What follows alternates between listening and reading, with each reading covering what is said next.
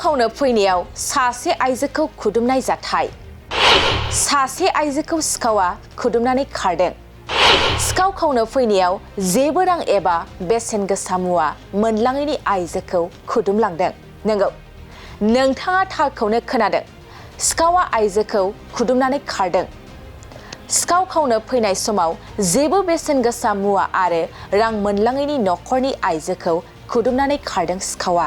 सासे 38 बोसोर बैसोनि आइजोखौ सिखाव खावनो फैनायाव जेबो मोनलाङैनि थाखाय खुदुमनानै खारदों सिखावा। सिखावा फ्लेटनि दरजाखौ सिफायनानै सिखाव खावनो थाखाय सिङाव हाबदोंमोन। नाथाय न' सिङाव जेबो रां मुवा बेसाद मोनैलाय सासे 38 बोसोर बैसोनि आइजोखौ खुदुमलाङो। बै समाव आइजोआ न'आव हारसिं दंमोन। बे जाथायानो मुम्बाइनि मालदा ओनसोलाव जादोंमोन।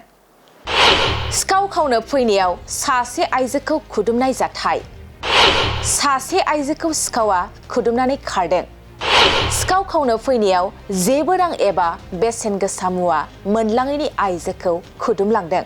नंगौ, नोंथाङा थारखौनो खोनादों।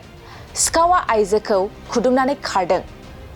सिखाव खावनो फैनाय समाव जेबो बेसेन गोसा मुवा आरो रां मोनलाङैनि नखरनि आइजोखौ खुदुमनानै खारदों सिखावा।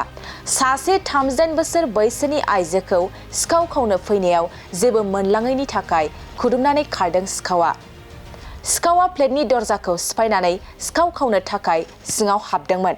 नाथाय न' सिङाव जेबो रां मुवा बेसाद मोनैलाय सासे 38 बोसोर बैसोनि आइजोखौ खुदुमलाङो। बै समाव आइजोआ न'आव हारसिं दंमोन। बे जाथायानो मुम्बाइनि मालदा ओनसोलाव जादोंमोन।